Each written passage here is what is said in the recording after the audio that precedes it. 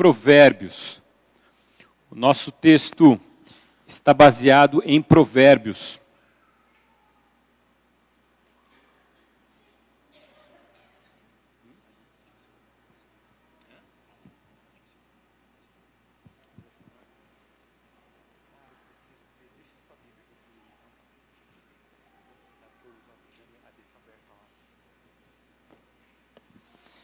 Nós vamos abrir as nossas Bíblias em Provérbios, capítulo 3. Nós vamos ler dos versos 21 a 26.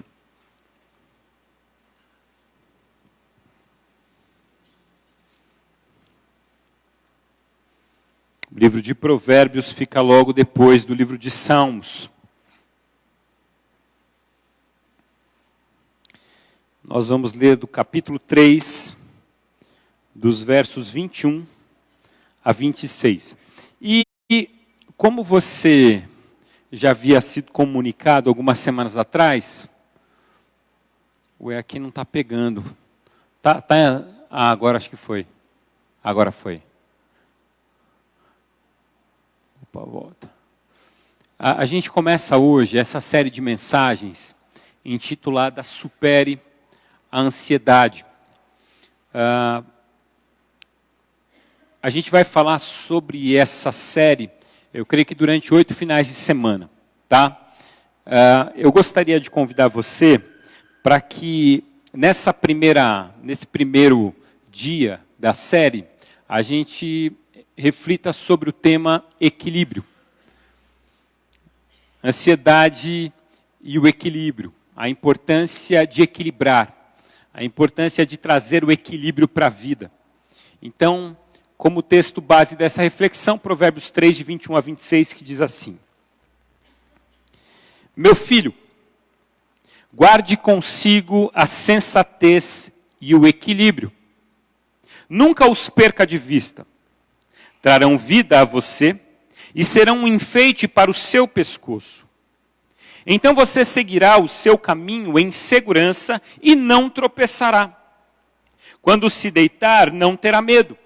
E o seu sono será tranquilo. Não terá medo da calamidade repentina, nem da ruína que atinge os ímpios. Pois o Senhor será a sua segurança e o impedirá de cair em armadilha. Eu gostaria de iniciar essa mensagem com uma notícia.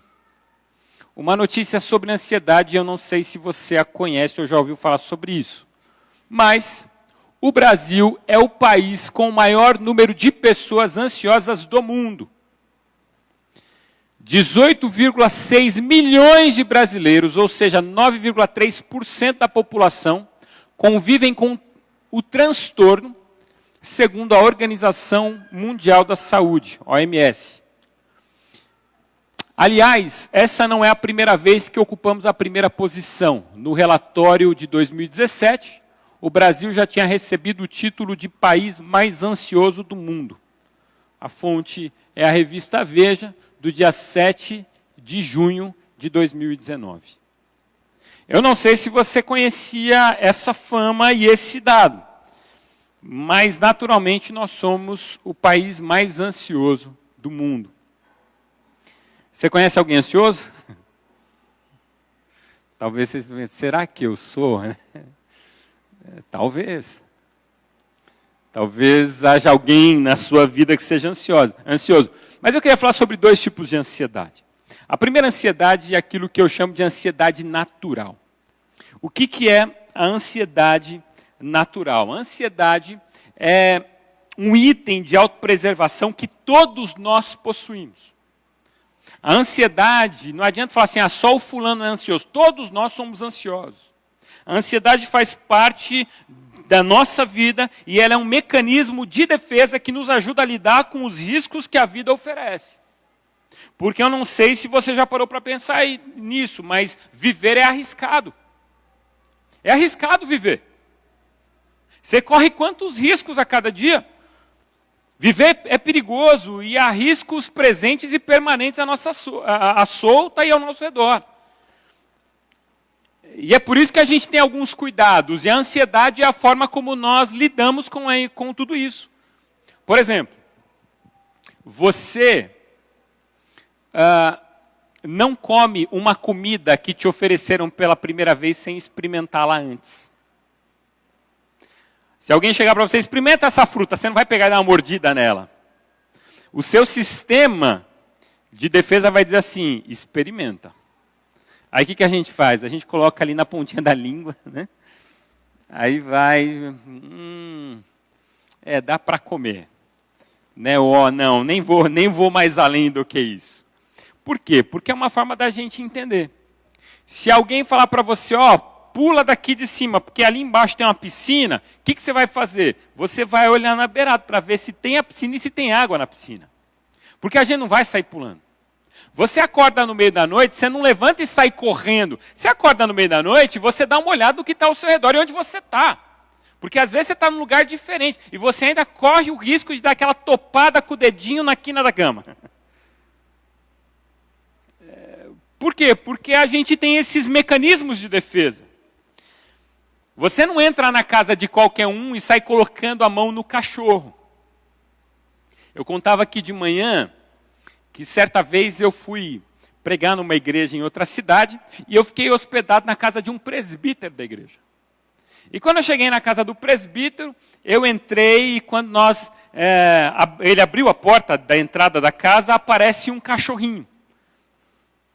E aí na hora que aparece o cachorrinho, eu fico parado olhando para o cachorro e não me mexo. Sabe aqueles cachorrinhos pequenininhos que parece o Gremlin? É feinho. Não. Quem gosta de cachorro agora ficou com raiva de mim, né? Hoje de manhã falaram o nome, não é o Yasa. É o Yasa? Shih Tzu. Shih Tzu. Você que tem um Shih Tzu, não fique com raiva de mim. Né? E aí apareceu o tal do Shih Tzu. E eu já tenho medo do Shih Tzu porque o filme do Gremlin me lembra muito, né? O Shih Tzu e o Gremlin são parecidos. E aí chegou aquele cachorrinho perto de mim. A hora que aquele cachorrinho chegou, eu já parei. Eu fiquei esperando. E aí o dono da casa, o presbítero, falou, não, fica tranquilo, o cachorro é bonzinho. Ele só está cheirando. E eu fiquei esperando ele cheirar. Aí eu entrei, acreditei que o cachorro era bonzinho, né? Aí cheguei, entrei, sentei no sofá, batemos um papo. Aí eu falei, precisava usar o banheiro. E a hora que eu levantei, o que o cachorrinho fez? Me mordeu. Aí eu olhei para ele e falei assim, cara, mas não era bonzinho? Ele falou, de vez em quando ele faz isso. Ele falou assim, ele já fez isso com algumas pessoas aqui. Eu falei, então como é que ele é bonzinho se ele já fez isso um monte de vezes? Ele não é tão bonzinho assim. Porque se fosse bonzinho só cheirava, né? Mas morde aquele negócio lá, e morde doído. Aí eu fiquei pensando, presbítero é terrível. Né? Presbítero é terrível. Não, estou brincando, não é não. Por quê? Porque a gente fica receoso. Às vezes tem gente que tem pânico com o cachorro. A hora que vê o cachorro do outro, paralisa. Porque às vezes já foi mordido na infância. E vem toda essa imagem à mente, dá uma ansiedade, dá um ataque cardíaco. E a pessoa fica ali angustiada porque tem a presença de um animal. O nosso organismo ele nos prepara para enfrentarmos determinados riscos. Por exemplo, outro mecanismo de defesa que todos nós temos se chama dor. A dor é um mecanismo de defesa. Por quê? Porque se a gente não sentisse dor, a gente talvez correria um risco mais sério com as coisas que a gente enfrenta e se machuca às vezes. É por isso que quando você pisa em um objeto pontiagudo, a hora que você sente, você já puxa o pé para cima. Por quê? Porque a dor faz isso, é um mecanismo de defesa. As piores doenças que existem são as doenças assintomáticas, aquelas que não apresentam sintomas. Por quê? Porque elas vão se desenvolvendo e a gente não percebe. Por quê? Porque não tem sintoma. É por isso que é importante você espirrar quando você tem gripe. É por isso que é importante você sentir o corpo dolorido, você sentir um mal-estar. Por quê? Porque significa que alguma coisa não está bem. Você pode se medicar e voltar ao normal por causa disso. Esses avisos que acontecem em nosso mundo interior a gente chama de ansiedade. Essa é aquilo que eu chamo de ansiedade natural. Ela faz parte do dia a dia e ela nos protege. Mas há uma segunda ansiedade. E a segunda ansiedade é aquela ansiedade que a gente conhece muito bem e ela é tratada como um dado. 18,6 milhões de brasileiros, 9,3% da população convivem com esse transtorno, com essa condição, porque é uma ansiedade ruim. É uma ansiedade que ela não gera preocupação na gente, mas é uma ansiedade que, depois de receber cargas, traumas, medos, reações desproporcionais, ela desequilibra e ela passa a ser algo ruim que gera preocupação excessiva na nossa vida. E é sobre essa ansiedade que eu quero falar com você. É sobre essa ansiedade que nos toma, que nos paralisa, essa ansiedade que nos desequilibra. E é por isso que o tema da mensagem é ansiedade e equilíbrio. Nós precisamos encontrar o equilíbrio, porque há uma ansiedade dentro de nós que nos desequilibra. Enquanto há uma ansiedade boa, que serve para nos proteger, há uma ansiedade ruim que, por influências externas, nos torna paralisados, nos torna preocupados em excesso. E quando nós falamos sobre esse tipo de ansiedade, eu falo sobre pessoas que sofrem com isso dia após dia. E talvez eu esteja falando com pessoas que estão sofrendo aqui por causa disso. Que não conseguem dormir bem à noite. Que choram e sofrem antes do tempo. Por que eu estou falando tudo isso? O que isso tem a ver com o texto que nós lemos? Você sabia que Salomão sofreu com ansiedade? Salomão foi rei.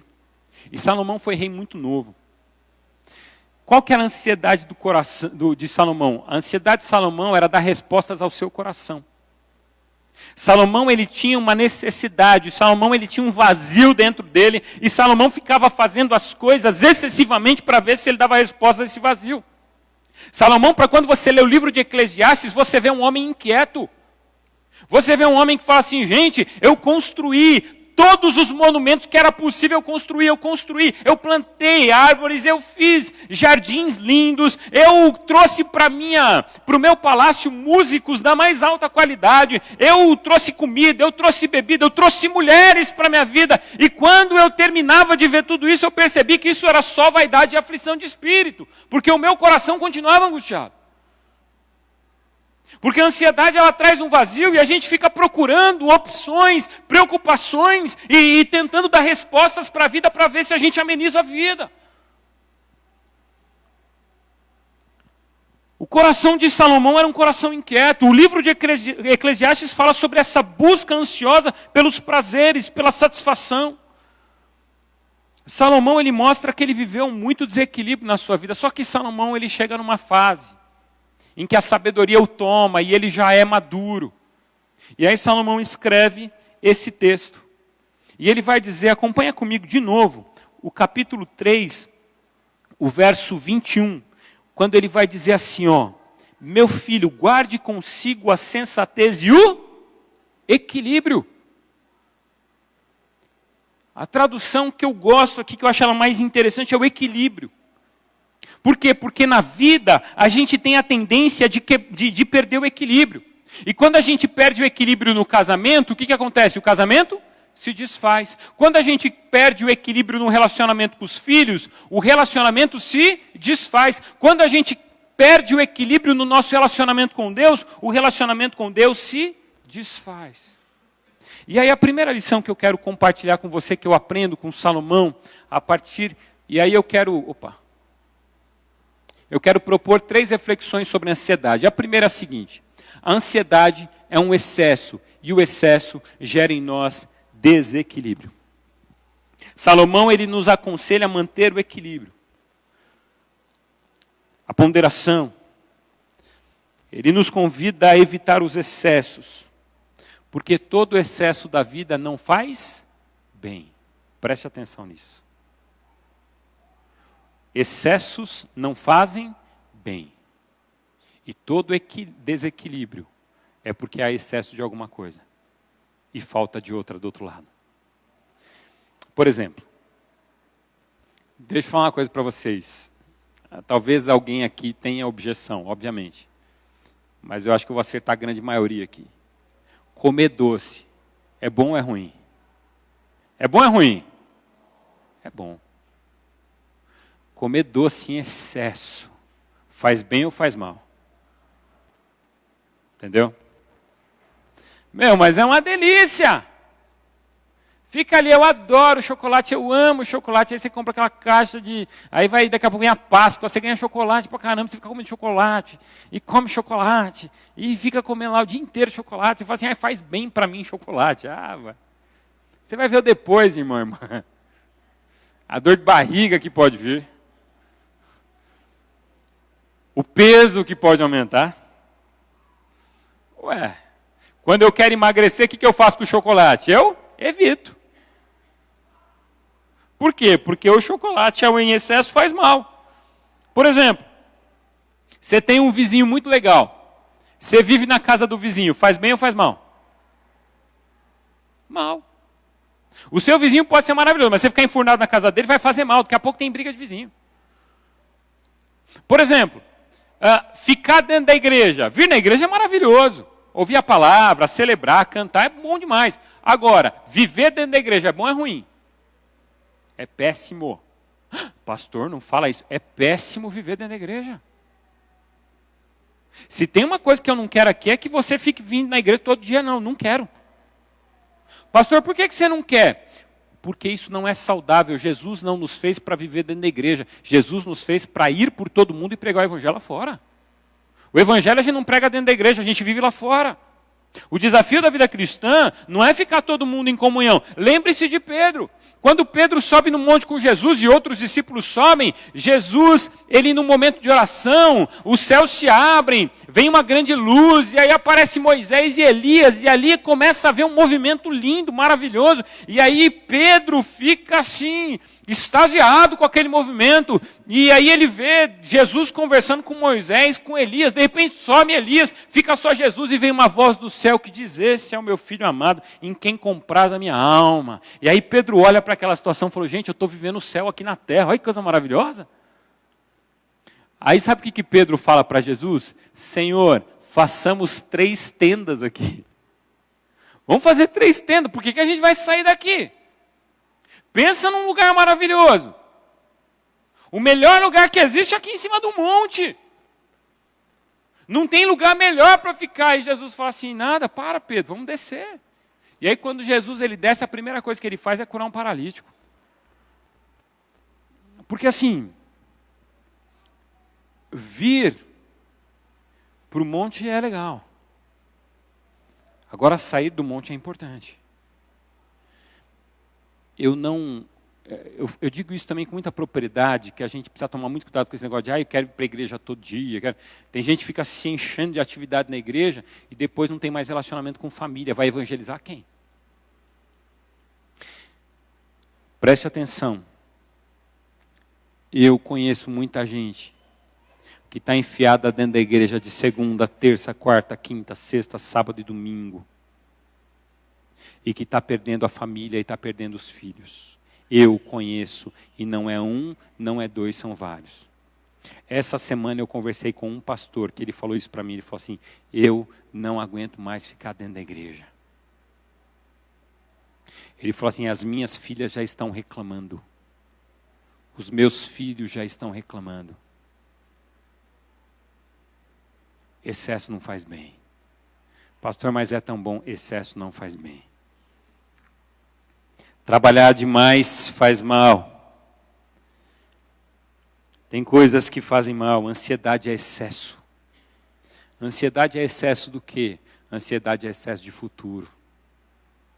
Pessoas ansiosas, elas são carregadas de futuro. E não é apenas não é de esperança no futuro, é de preocupação com o futuro.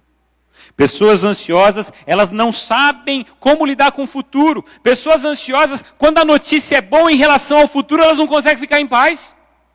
A pessoa está lá, trabalhou o ano inteiro, está chegando o dia de férias. É daqui 1 semana minhas férias. Você não consegue mais ter paz. Você anda de um lado para o outro, você briga com um, briga com o outro. Você fala assim, essas férias podiam chegar logo, eu não aguento mais, eu preciso viver em férias. Essas férias precisam... Ninguém aguenta ficar perto de você porque as férias estão chegando. Você está ficando chato. Por quê? Porque está chegando uma coisa boa. Não, eu vou ter um bônus, olha, a empresa vai me dar um bônus, então assim eu já vou trocar de carro, eu vou comprar uma geladeira nova, aí acontece alguma coisa, não vem o bônus. Você já está cheio de dívida, porque o que era para ser uma bênção virou uma maldição na tua vida. É gente ansiosa que não consegue esperar o tempo chegar. Mas tem gente que olha para as notícias ruins do futuro de uma maneira muito pior. Aliás, tem gente que a notícia nem chegou, mas ela está imaginando que pode chegar. E isso é ansiedade. E ela não consegue dormir, ela não consegue ficar em paz. É uma rota de preocupações, de projeções de cenas desagradáveis. O olhar está sempre no futuro, mas o futuro proporcionando coisas boas ou ruins não me trazem paz e nem alegria e não me deixam viver o momento hoje. Pessoas ansiosas, elas não conseguem viver o hoje. Elas estão sempre olhando o futuro e o futuro sempre deixa elas inquietas. Conhece gente assim?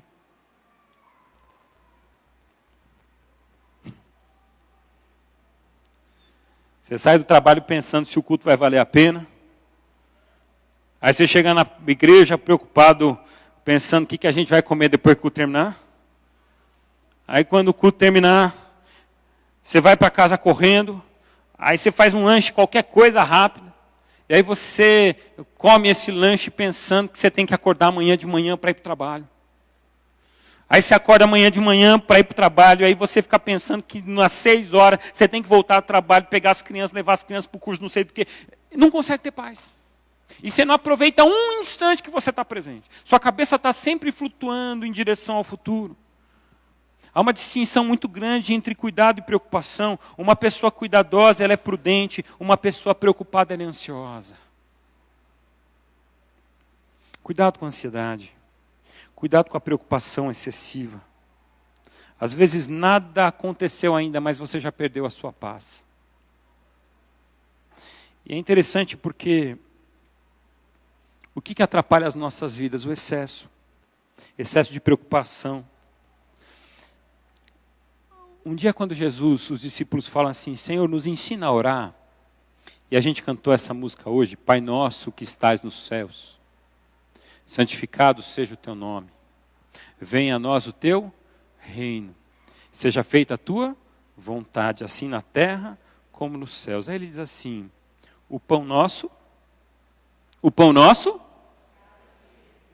de cada dia, o que Deus faz com o pão nosso de cada dia? Ele nos dá hoje. O que Deus nos dá hoje? O pão de cada dia. A pessoa ansiosa, ela consegue lidar com o pão de cada dia? Ela está comendo o pão do dia de hoje e fala assim, meu Deus, o pão fica até ruim, né? O pão vai ficando, nossa, aquele negócio, uma meleca na boca, você mastiga, não consegue engolir. Por quê? Porque você está pensando, mas será que eu vou ter amanhã? Será que eu vou ter amanhã? E aí Jesus está falando, você quer saber se você vai ter amanhã? O pão nosso de cada dia Deus nos dá. Acredite nisso em nome de Jesus. Você está passando por um momento difícil, você precisa lembrar da oração que Jesus nos ensinou a fazer. Senhor, o pão nosso de cada dia é o Senhor que vai nos dar. E eu acredito na sua palavra, eu acredito nas suas promessas, e eu vou esperar o pão de amanhã, e eu vou caminhar na certeza de que o pão amanhã virá, sem que eu fique desesperado por causa disso. É esse o equilíbrio que eu estou falando.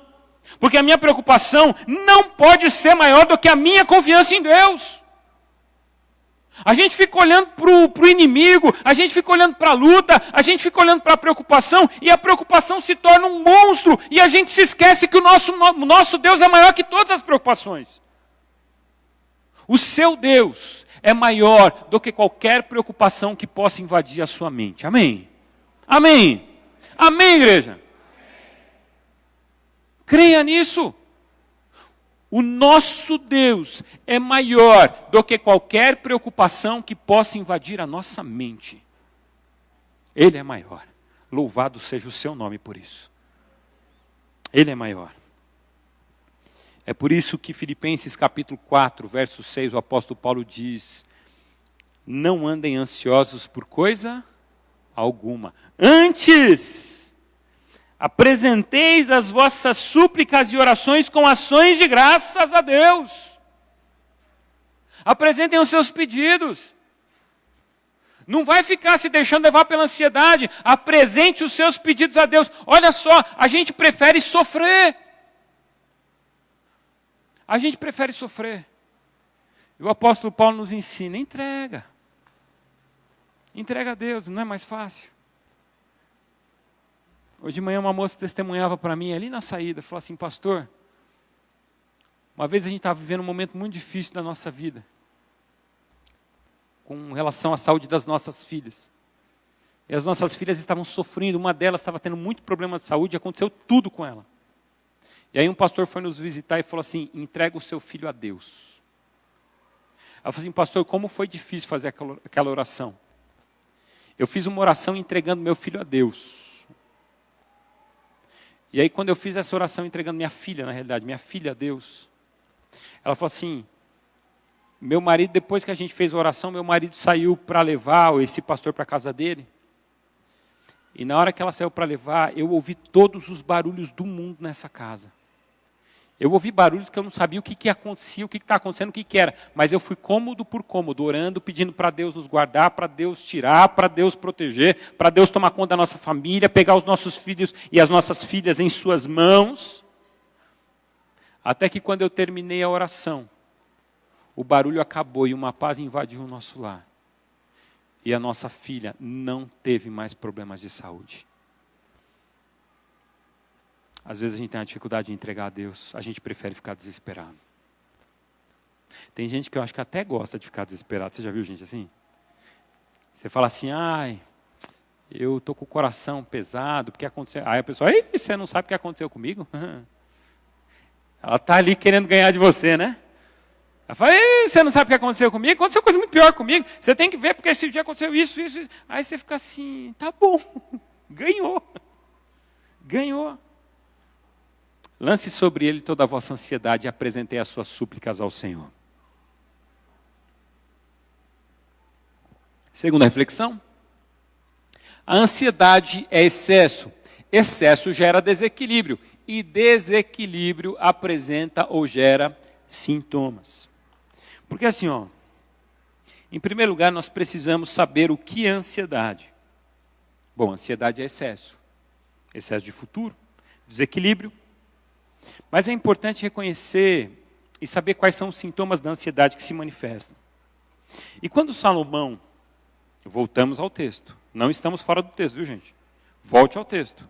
Quando Salomão ele fala sobre a importância de uma vida equilibrada, ele começa a nos mostrar também que uma vida desequilibrada apresenta sintomas. Porque quando Salomão diz assim, olha, quais são os sintomas de uma vida equilibrada? Bom, pessoas que vivem equilíbrio na sua vida, elas dormem em paz à noite. Ou seja, pessoas que não têm equilíbrio na sua vida, elas dormem em paz à noite? Não. É uma questão de lógica. E olha só o que ele vai trazer. Ele vai dizer assim, pessoas que não têm equilíbrio na vida, elas vão apresentar os seguintes sintomas. Falta de segurança, ou seja, insegurança. Erros constantes, isso está no verso 23. Medo e sono agitado, verso 24. Medo e sono agitado. Verso 25. Medo de ser pego de surpresa e de acontecer com você o que acontece com os outros. Você já sentiu isso? Sono agitado, não consegue descansar. Seu corpo está lá deitado, você até pega no sono, mas não consegue aprofundar o sono, acorda cansado. Sono agitado, medo. Olha o que ele diz aqui, o verso 25. Não precisará temer, pessoas que confiam no Senhor, não precisam temer o desastre repentino, nem a destruição que vem sobre os perversos. Não precisa temer o desastre repentino, ele está falando de ser pego de surpresa. A gente morre de medo de ser pego de surpresa. Aí a gente fica assim, não, mas e se? Não, eu vou. E aí isso aí vai se transferindo em outras áreas da vida e a gente começa a adquirir até toques, transtorno obsessivo compulsivo. Então o cara que vai deitar, o que ele faz? Ele vai lá, dá uma olhada na porta, vê se está trancada. Aí ele passa, vê se está tudo aceso, aí ele dorme. Aí ele dorme não, ele vai para a cama. Aí ele deita na cama. Aí quando ele deita na cama, ele fala assim, será que eu fechei a porta? Eu vi se eu conferi, mas eu não lembro se ela está trancada. Aí ele volta, ele levanta e volta, vê se a porta está trancada. Ele fala, não, está trancada. Aí ele deita de novo. Aí ele fala assim, mas será que eu dei 2 voltas na chave? Ou será que eu dei uma só? Aí ele levanta e volta na porta. Aí daqui a pouco ele volta para a cama. Aí ele fala assim, mas o vidro eu acho que ficou aberto. Eu preciso ver se o vidro... Aí você começa a conferir tudo 10.000 vezes. Por quê? Porque o seu coração não está em paz. A pessoa começa a repetir essas preocupações, ela começa a reapresentar, porque vai que eu sou pego de surpresa. É lógico que a gente tem que ter preocupação, mas a preocupação excessiva nos tira a paz. E olha que coisa interessante, a pessoa vai lá e quando ela confere se a porta está trancada, vem uma paz, nossa, está trancado. A hora que ela deita, a angústia vem de novo, porque ela fala assim, não, eu preciso ver de novo se está trancado. Você entende? Eu preciso o tempo todo ficar gerando paz no coração, porque eu não estou em paz. E aí ele fala no mesmo versículo, daqueles que temem que aconteça com você o que aconteceu com os outros. E a gente tem vivido isso aqui no Brasil, por exemplo. Qual que é a grande crise mundial hoje? Chama-se coronavírus. Tem gente já em Marília que não está saindo de casa por causa do coronavírus. Parece loucura, é verdade. Tem gente que já não está saindo de casa, não fazendo por causa do coronavírus. Porque assim, vai que acontece comigo o que está acontecendo com todo mundo aí fora. Isso é ansiedade. A gente fica às vezes assistindo aqueles programas sensacionalistas, a gente não consegue sair de casa. Porque vai que acontece com a gente o que aconteceu lá no programa. Aí a gente deixa de viver a vida, porque vai que acontece. Isso aí é um sintoma péssimo. Além desses sintomas emocionais, tem os sintomas físicos do corpo. Por exemplo, doenças psicossomáticas, taquicardias, feridas internas, feridas externas, pânico, histeria. Gente que tem ataque de pânico por causa da ansiedade. Gente que já não consegue sair de casa. Porque assim, e se eu sair e tudo de ruim acontecer comigo? O que eu vou... Tem gente que paralisa.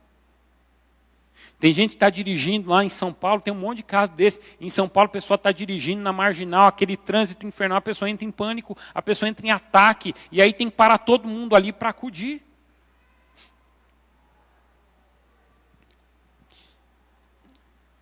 A gente precisa tomar cuidado. Porque a ansiedade ela gera sintomas ruins na gente, desequilíbrio. Há também um jeito de entender esse pensamento ansioso a partir de 3 ideias. Isso a gente trabalhou no Homens com Propósitos. Primeira ideia é que assim, presta atenção nisso, a ansiedade, ela produz pensamento persistente. Ou seja, você tenta mudar o foco, mas ele sempre volta. A ansiedade gera pensamentos desarticulados, que eles perdem a lógica. Eles não têm conexão. E a ansiedade também gera pensamentos angustiantes. Por quê? Porque eles vão piorando. Então, por exemplo, presta atenção. O cara chega em casa, ele entra pela porta, a esposa fala, oi, ele, oi. Aí ele vai andando. Ela fala assim, tá tudo bem? Ele fala, tudo. Aí ele vai andando. Ela fala assim, mas tá tudo bem mesmo? Ele, tá. Aconteceu alguma coisa? Não. Aí ele vai entrando. Ela fala assim, mas você está bravo? Não. Aí ela começa a ficar assim, a mulher ansiosa ela já fica assim, meu Deus, o que está acontecendo? Aí, vem primeiro o pensamento persistente. Ela começa a dizer assim, será que eu fiz alguma coisa? O que eu fiz? Será que foi aquilo que eu falei? Será que ele está bravo comigo? Será que aconteceu alguma coisa no trabalho? Será que a mãe dele ligou para ele lá? Aí você começa a pensar e insistir nesse pensamento. Aí daqui a pouco vem a segunda fase, que é o pensamento desarticulado. Aí você fala assim, será que... Meu Deus, será que foi aquilo que eu falei? Aquilo que eu falei deve ter machucado ele. Não é possível. E aí você começa a ficar preocupado, inventando histórias do que pode ser. E são histórias absurdas. E daqui a pouco vem aquele pensamento angustiante, porque a mulher ela não consegue e começa assim, ai, será que ele tem outra? Será que ele não me ama mais? Será que ele quer acabar com esse casamento? Aí daqui a pouco ele entra no quarto, arrebentando tudo. Me dá seu celular, eu quero ver seu celular. Já pensou? Não vê a hora do cara dormir para abrir o celular para ver se tem alguma coisa lá. O que é isso? É ansiedade. Pode ser o homem. Eu estou falando do caso da mulher, mas pode ser o homem. Tem muito homem que age assim. Onde você vai? Não, eu vou sair. Vai aonde? Eu vou no cabeleireiro. Mas quem corta é mulher ou é homem? Tem um rapaz cortando lá. Mas ele é homem mesmo ou é meio homem? Fica na angústia, você quer saber, porque vai que... Sabe, essa falta de confiança, é uma ansiedade que às vezes atrapalha a sua vida. E você não consegue ter paz. Por que eu estou dizendo isso? Porque para Salomão, a construção de uma vida equilibrada, ela tem que gerar belos sintomas. E é isso que ele fala, quando ele encontrou o equilíbrio da vida, ele vai dizer justamente isso. Quando eu encontrei o equilíbrio, olha os sintomas que vieram sobre mim. Quando eu encontrei o equilíbrio, eu encontrei vida. O equilíbrio nos deixa melhor, o equilíbrio tira o medo, o equilíbrio gera em mim sono tranquilo, o equilíbrio não me deixa temer o que pode acontecer, o equilíbrio não fica me fazendo pensar se eu vou ser pego de surpresa e nem me faz preocupar com o que aconteceu com os outros, se vai acontecer comigo. Porque o equilíbrio me gera paz. E sabe por que o equilíbrio me gera paz? Porque há um Deus que traz esse equilíbrio sobre a minha vida. Há um Deus que produz equilíbrio no meu coração. E porque eu confio nesse Deus, eu não preciso mais me desesperar. Pastor, crente, ele tem ansiedade? Ele tem, porque além de crente ele é humano. A gente não falou aqui já sobre Elias, que teve uma depressão profunda querendo a morte?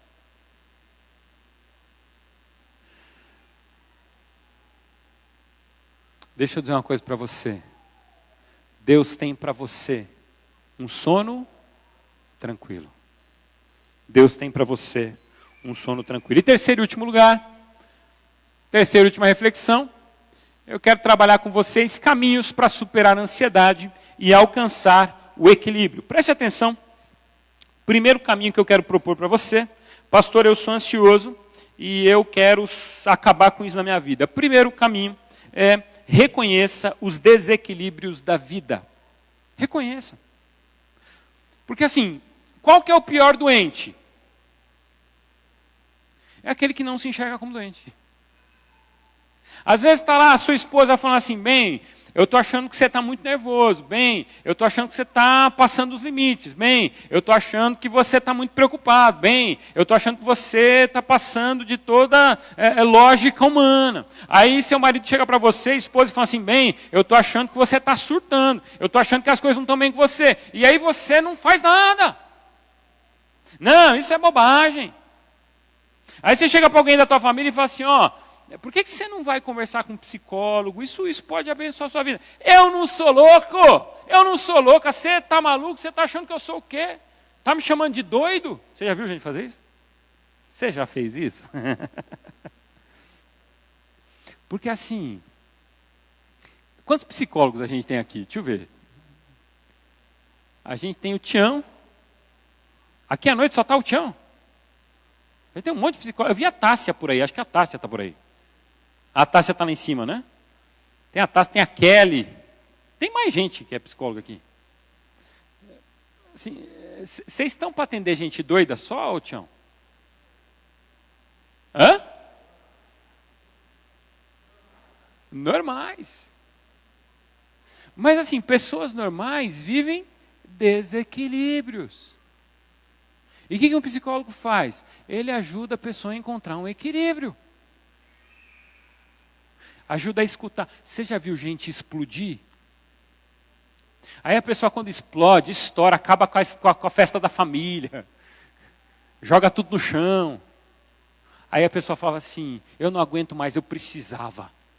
Aí você fala assim, por que não procurou um psicólogo, conversar, se já estava resolvido? Precisa fazer esse auê todo em casa. Sabe, a gente precisa reconhecer que a gente precisa de ajuda. Às vezes converse com um pastor, converse com um irmão maduro da igreja, converse com um líder de célula, converse com um psicólogo, converse com alguém que pode te ajudar. Em nome de Jesus, converse. Em nome de Jesus. Mas você precisa primeiro reconhecer. Jesus, ele falou isso, ele falou assim, olha, eu não vim para os sãos, eu vim para os enfermos, porque os enfermos me recebem. Os sãos acham que não precisam de nada. Então tá bom, eu não vou ficar gastando meu tempo com aquele que acha que não precisa de nada. Eu vou gastar meu tempo com aqueles que sabem que precisam. Porque assim, no fundo, só gastamos tempo com gente que não acha que tem nada. E aqui a ideia é justamente essa. Salomão um dia reconheceu que ele não era tudo isso e que a inquietação do coração dele ele não ia resolver simplesmente, e ele reconheceu a sua condição. Segundo lugar, aprenda.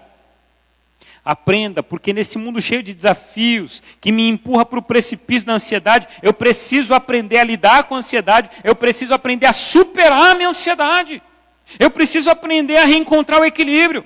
Talvez você não seja ansioso, mas você precisa aprender a ajudar aquele que é ansioso. Porque às vezes a gente não sabe lidar com o ansioso e a gente perde a paciência com o ansioso. Porque você está falando assim, aí a gente fica assim, ô fulano, você está ansioso, mas fica calmo, não vai acontecer nada não. Não, vai acontecer, porque eu acho que já até sequestraram, não chegou na hora em casa, devem ter sequestrado, deve ter acontecido alguma coisa. Aí liga para o hospital, o pessoal atrasou meia hora. Está ligando para o hospital, tem fulano aí, entrou alguém com esse nome? Tem gente que é assim. É assim, a gente precisa aprender a lidar com esse tipo de gente, porque não é brigando com elas que a gente vai resolver. Alguma coisa está desequilibrada na vida dela. E a gente precisa ter calma. E terceiro e último lugar, confie em Deus. Eu quero terminar lendo com você o verso 26, diz assim, pois o Senhor será a sua segurança. Quem que é a nossa segurança? O Senhor. Ele vai dizer, o Senhor é a sua segurança, não permitirá que o seu pé fique preso numa armadilha. Sabe quem que é a nossa segurança? É Deus. Sabe por que a gente consegue dormir? Porque a gente acredita que Deus está cuidando de tudo. Sabe por que as mães conseguem entregar seus filhos a Deus? Porque elas têm a consciência de que elas não estão com os seus filhos 24 horas. Mas Deus, Ele está. Não é assim, mãe? Porque senão seu filho não sai. Seu filho fica preso dentro da tua casa. Pai, eu vou... Não pode sair não, filho. Porque, um dia um rapaz saiu ali e morreu atropelado. Não, pai, mas eu vou de bicicleta. Ih, já vi tanto que morreu de bicicleta. Não, então eu vou pedir uma carona para o amigo. Ih, rapaz, outro dia um cara pegou carona com um amigo e foi assaltado e morreu. Aí você fala, gente do céu. Porque tudo isso pode acontecer. Mas a nossa confiança está em Deus. Quem nos protege? Deus. Estou vendo a Raquel aqui, a Raquel é estudante. Os pais moram onde, Raquel? São Paulo. Os pais da Raquel moram lá em São Paulo. Mas eles estão confiando que Deus está cuidando da Raquel. A família da Raquel mora lá. Confie em Deus. E eu quero terminar trazendo uma frase de Rubem Alves. Essa frase de Rubem Alves é maravilhosa, eu também compartilhei ela no Homens, que diz assim, sofrer fora de hora é doença também. Permitir-se ser cortado por golpes que ainda não aconteceram e que só existem como fantasmas da imaginação. Os animais sabem sofrer, nós não. Somos prisioneiros da ansiedade. Aí ele diz isso que eu acho maravilhoso. Guarda isso aqui, pois ansiedade é isto, sofrer fora de hora por um golpe que por enquanto só existe no futuro que imaginamos. O que é ansiedade? Ansiedade é isto, sofrer fora de hora por um golpe que por enquanto só existe no futuro que nós estamos imaginando. Ele não é real. Isso é ansiedade. E aí eu quero encerrar essa mensagem com essa ideia. Se a ansiedade nos convida a olhar para o futuro com preocupação, a fé nos convida a olhar para o futuro com esperança. Se antigamente eu olhava para o futuro temendo o futuro, hoje eu olho para o futuro com fé. Porque eu sei que a minha vida está garantida em Jesus Cristo. E Jesus Cristo já morreu por mim para garantir um futuro. Pois acreditamos que Deus, que é Senhor do presente, tem o futuro em suas mãos. Guarde isso no seu coração. Jesus, ele disse assim para os discípulos: não se turbe o vosso coração. Creiam em Deus e creiam também em mim. Na casa do meu pai há muitas moradas e eu vou preparar um lugar para vocês. Se não fosse assim, eu nem falaria nada. Mas como é assim, eu estou dizendo isso a vocês. Não se turbe o vosso coração. O futuro daquele que quem crê em Cristo Jesus está garantido. A pátria celestial, ela existe. E quem nos anuncia essa pátria é o próprio Cristo.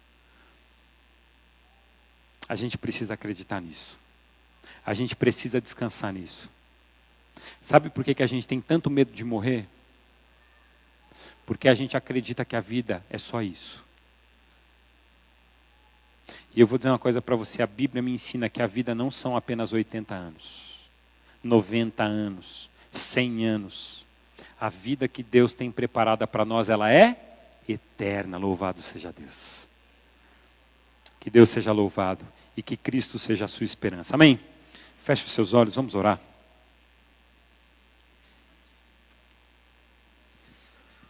Eu quero orar por você que tem vivido ansioso.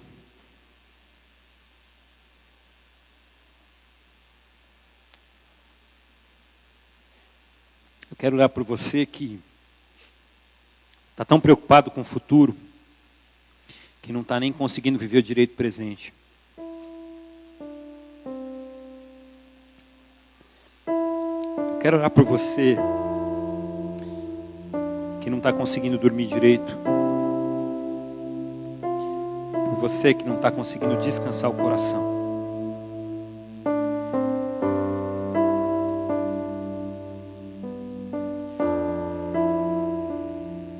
Eu quero orar por você hoje que tem tido medo.